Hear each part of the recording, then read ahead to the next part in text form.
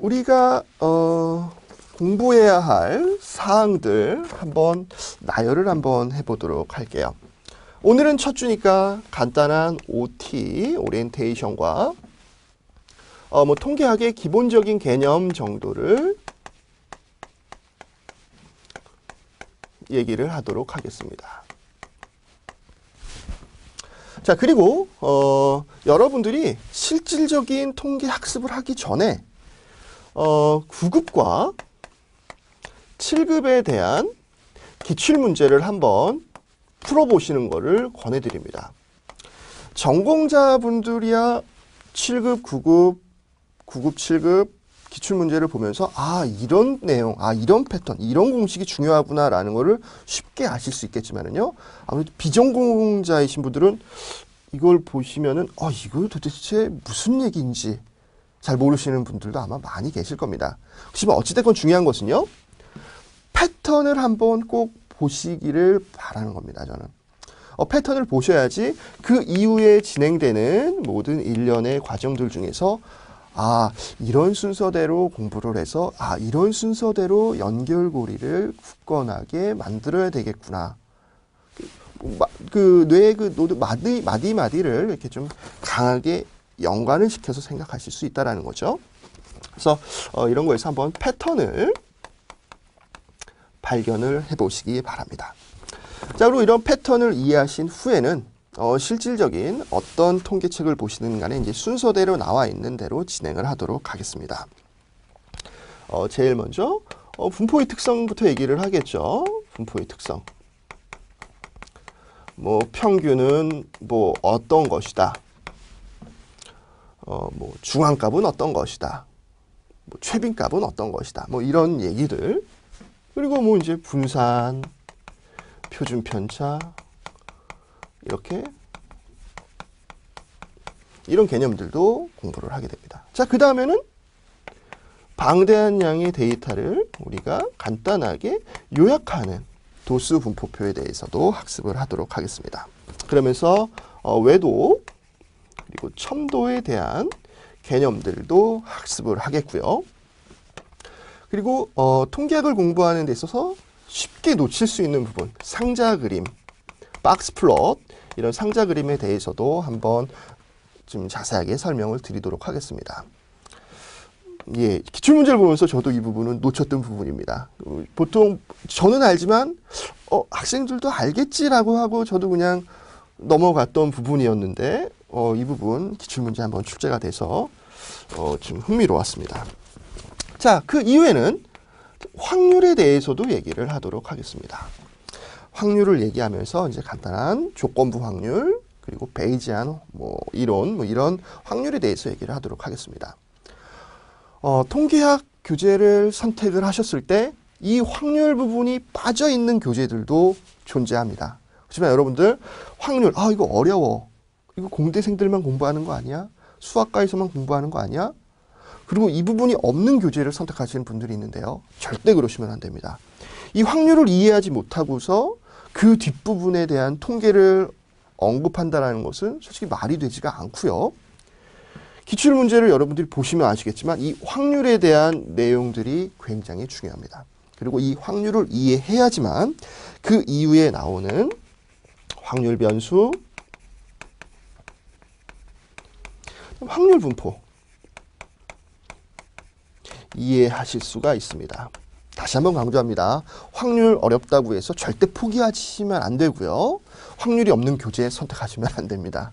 예, 그 부분 주의를 해주시고요. 자, 그 다음에 이제 이 확률 분포에서 이산 확률 분포인지 연속 확률 분포인지에 대해서 학습을 하게 됩니다. 이 부분도 굉장히 중요해요. 이 부분도 중요합니다. 기출문제 패턴을 보시면 아시겠지만 확률 변수, 확률 분포에 대한 내용도 빠짐없이 몇 개의 문항에 걸쳐서 나오고 있고요. 이 부분을 이해를 하셔야지만 또 그 이하에 나오는 가설 검정이든 그다음에 각종 분석 기법이든 이런 것들이 머릿속으로 유기적으로 생각이 나실 겁니다. 그러니까 이 부분도 좀 포기하지 마시고 진행을 하시고요. 그다음에 이제 표본 분포 표본 분포에 대해서 얘기를 하면서 통계학에서 중요한 그 중심 극한 정리에 대해서도 얘기를 하도록 하겠습니다. 중심 극한 정리. 들어보신 분도 아마 있으실 겁니다. 들어보신 분들도 많으시겠지만은 제가 중심 극한 정리가 뭡니까? 라고 하면은 머릿속에서는 맴도는데 그게 뭐지? 아마 그러시는 분들도 아마 계실 겁니다. 그래서 이 부분에 대해서도 언급을 하겠고. 그다음에 이제 추정 들어가죠. 추정에서 뭐 점을 추정할 것이냐, 아니면 구간을 추정할 것이냐, 그리고 점 추정과 구간 추정에 대한 간단한 비교를 설명을 하도록 하겠습니다.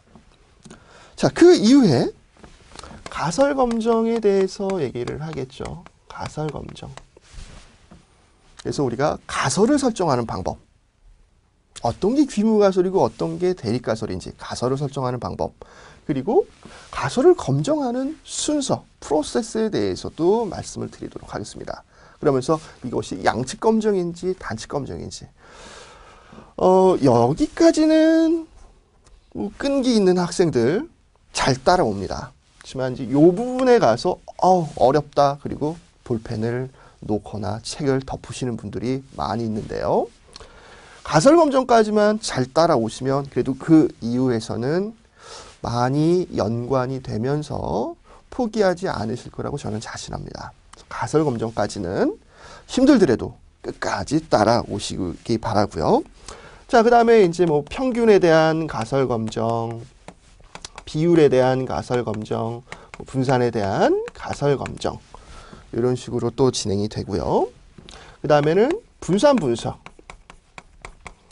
분석에 대해서 얘기를 하도록 하겠습니다. 자, 분산 분석에서는 뭐 1A 이런 배치 분산 분석인지, 그다음에 2A 이원 배치 분산 분석인지에 대해서도 얘기를 하도록 하겠습니다. 보통 분산 분석 아노바 이거 이런 배치만 하면 되는 거 아닙니까? 생각하실 수 있는데요.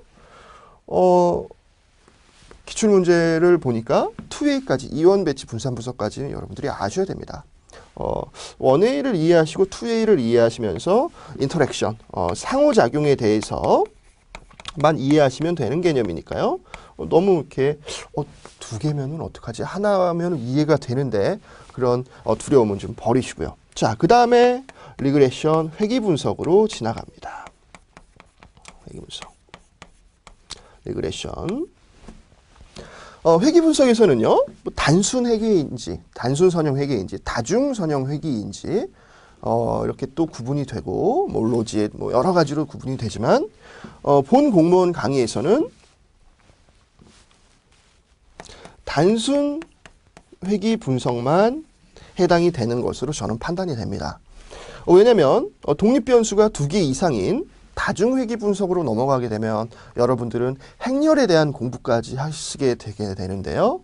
제가 볼 때는 그렇게 되면은 범위가 너무 방대해지지 않을까라는 생각이 들고요. 기출문제를 제가 봤는데도 다중회귀에 대한 개념은 묻지를 않았습니다. 그래서 저는 단순 회귀 분석, 독립변수가 1개인 단순 회귀에 대해서만 설명을 드리도록 하겠습니다.